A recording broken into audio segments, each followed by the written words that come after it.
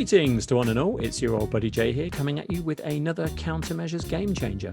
Now today I would like to talk about Resident Evil Village, which is the 8th installment of the Resident Evil franchise. It is a first-person survival horror game which is developed and published by Capcom.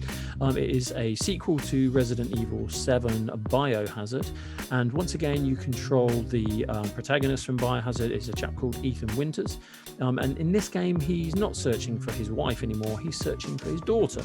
So slight tweak on the story from before, but that's fine. You need a mission, and there it is. Now basically you find yourself in a village where lots of people are trying to kill you, and there are various creatures and werewolves and zombies, and the whole idea is that you just sort of work your way through these different stages and eventually and hopefully find your daughter. Now straight off the bat I have to say that the production quality of this game is incredibly high. As you can see here just from the opening title sequences, this is a story that's being told to your daughter pre-kidnapping, and they've gone all out with the animation of this, and it's all very spooky and Tim Burton like, and I like that, and I like the approach. In the past you may have got kind of like static comic book illustrations to tell these stories, whereas now they've really kind of pulled all the stops out and are really going for it with a lot of the storytelling within this game. Now this opening sequence, like I said, is really great. I do think that as far as the Resident Evil series goes, this is the best looking one so far. I really like all of the characters in this game. I like all of the interactions with the end bosses. I just feel like they've done those things really well. I like the style of the way that they've created all of these characters. I like the art style. I like the colors.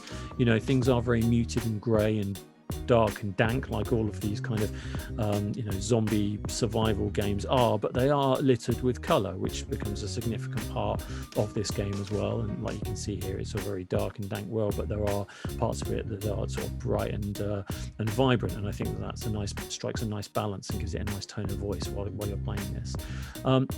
Now the game itself is a first-person game, shooter, like I said, and basically your mission is to find your daughter, and in doing that you have to go through the various stages, managing your content. So you have to make sure that you've got enough bullets for certain things, you have to make sure you've got the right weapons for the right areas, and that brings me on to thinking about the difficulty of this game. Now I don't particularly think it's a very difficult game, but you are doing it a disservice if you play it on an easier setting, like easy or normal. I think those settings, while if you just want to go through and casually play the game and feel like you're just sort of essentially taking part in the story, but not really interested in getting overly challenging yourself, then that's fine. You play that on whatever level you want to do it. I play many games in that way. I play many games more difficultly, depending on what the story sort of dictates, what the gameplay dictates. And I feel that the gameplay in this particular game does require you to challenge yourself a little bit more. Put it on the harder settings, make it a little bit more difficult, because the developers have worked very hard to try and get that balance so that you can work through those harder sections if you just put the time in on the content management. So don't waste your ammo, don't waste your weapons, and don't use your resources too much. You have to think about what's around the corner, not just what you're fighting now. And I think there's something very interesting about that. I think there's something that adds a whole great deal of tension, which this game balances on throughout the whole kind of 15 to 20 hour experience. I think the story itself does a very good job in building that tension. There are sections that are all very kind of shooty and are very you're sort of going through and doing battle with all of these different creatures, but then there are long sections when you're exploring, and there's long sections where you're just looking around castles and looking around old houses and collecting items and reading documents, and all of that is slowly building the tension, so that then when you do encounter these various kind of supernatural creatures, then it does add another level of tension and adventure, which I really like. Now, the chap you're seeing on screen now is a guy called the Duke. He pops up every now and again, and basically, he's like your sort of quasi friend who helps you out with your ammo supplies and your weapons and your anything else you need to get through that section. This game is, anyone that's played Resident Evil 4, which by and large is probably the most popular Resident Evil game. There's a lot of nods to that game within this one. A lot of the styling and a lot of the kind of interactivity with NPCs. There's a lot of that in this game as well, and quite rightly so, because Resident Evil 4 is one of the best Resident Evils in my opinion. And I think they did, they looked at that and said, what are the core elements that make this really, really good? So they've then translated that into this, and obviously carried through elements from Resident Evil 7 that were very successful. Now, this is first person. Traditionally, Resident Evil is a third person game.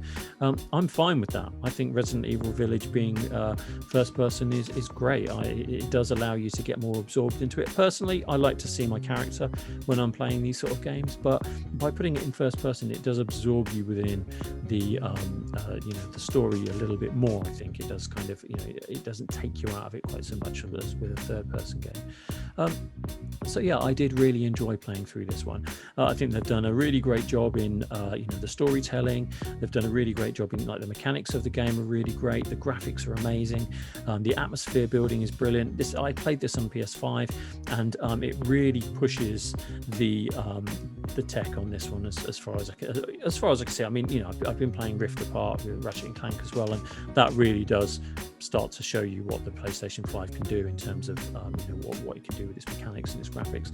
This game, as it's a sort of slow-paced action game, they don't need to get overly tricksy with a lot of the kind of crazy mechanics. They just keep it simple, work on all the things that worked before, make things look better, improve the areas that you're exploring, improve the quality of the boss fights, and I think they do that very well in this. There's 4 main boss fights that you go through, and those characters are built up slowly throughout the whole game. And I did really think that they were well written. I thought they were well acted. The voice acting was really awesome. I thought all the motion capture and everything was really, really good. I like, obviously being a designer, I'm always sort of looking at these things from a design perspective. I thought they nailed the tone of voice of that very well. I think the detail in this game is just slightly crazy, really. It's incredible because as you can see, we've just sort of entered the castle here, and there are huge sections where you're going through areas that you may not even necessarily need to wander in or explore, and the detail in the kind of the rug that you're walking on, or the wall, the oak wall that's all hand carved, and the time and craft that's been spent by the creatives in this game is just like second to none. I absolutely love it. This is Lady Demestru. I can never say her name properly, but she is a Dimitrescu. That sounds about right. She got quite a lot of coverage in the marketing for this game, but actually she's not in it as much as you think. You think she might be the main antagonist. She isn't. She's only one of the kind of 4 bosses. I mean, she is in a fairly decent part of it, but she's not in it as much as you would have thought. And yeah, they quickly cottoned on once they showed the demo of this game, and they started showing various different parts of the game where she was in it. There was a lot of interest in this kind of 9-foot tall woman. I think a lot of gaming nerds out there were quite into her for some reason. So Capcom immediately doubled down on the marketing, and so she appeared on everything. Now today, I don't think that marketing move was such a bad idea, because they did sell 3.5 million copies of this game, which for a Resident Evil game is pretty high. I mean, I don't know if that includes digital. I'm assuming it does include digital, but yeah, 3.5 million copies is pretty good, considering there's a lot of games out there that are really good at the moment. There's a lot of there's a lot of first party games coming out for the PS5, which could have easily just swamped this game, but everyone loves Resident Evil. Everyone loves it's a bit of survival horror, a good story, and I think that's something that this game does very well. The previous Resident Evil is not so well written. These ones, I think the writing is getting better.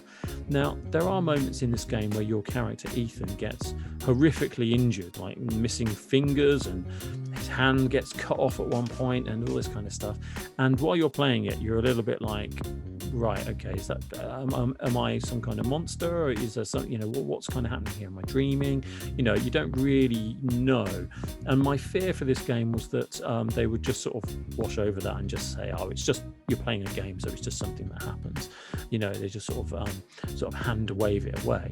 But actually they do explain towards the end why all of those things can happen to you. And it was a real sort of eye-opening moment when you start thinking about all the things that happened throughout the game to you, and it puts them all in context. In this kind of surreal, crazy world where there's all these weird monsters, it does actually make sense of that, which I sort of fully appreciate. Now, again, we're looking at one of the character bosses here, and the character designs, they're just so grotesque and amazing. I just really love them. I think that someone spent an awfully long time, doing the concepts of this, doing the drawings for this, putting it all together, making sure that the character acting is all on point and that it fits with the story. It's suitably gross and horrifying, and and above all else, it's it feels like part of the game, and it feels like an essential part of the game, and also it doesn't feel out of place. I think they've done a really good job with that, because sometimes some of these games kind of put you through these kind of tense, quieter moments, and then they just have a random boss fight, which is like you fighting a ninja or something, and it doesn't make much sense. Because I feel like with this game and the previous one, they've made a real attempt to allow the environment that you're fighting in to inform the kind of enemy that you're also fighting. So like this kind of crazy fish guys in the water, and that happens in with various different bosses.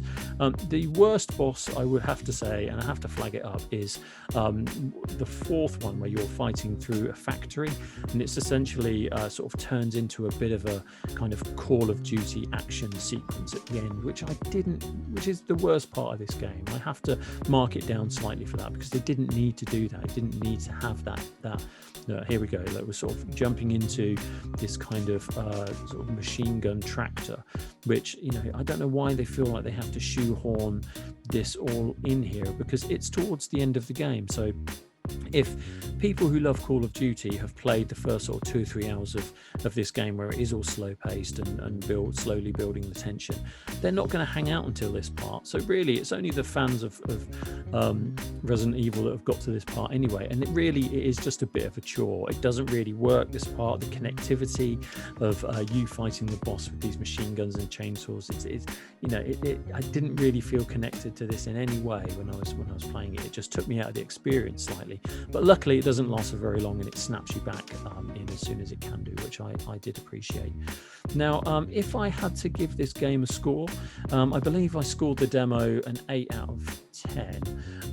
I did really enjoy playing this, and it was a little while ago. I know this game's been out for a little while, so I'm a little bit behind the curve, but I'm going to talk about what I want to talk about when I can talk about it. So I do feel that I did enjoy playing it, and since playing it a few months ago, I have often thought back to various sections that I did enjoy. So I think that's a good thing.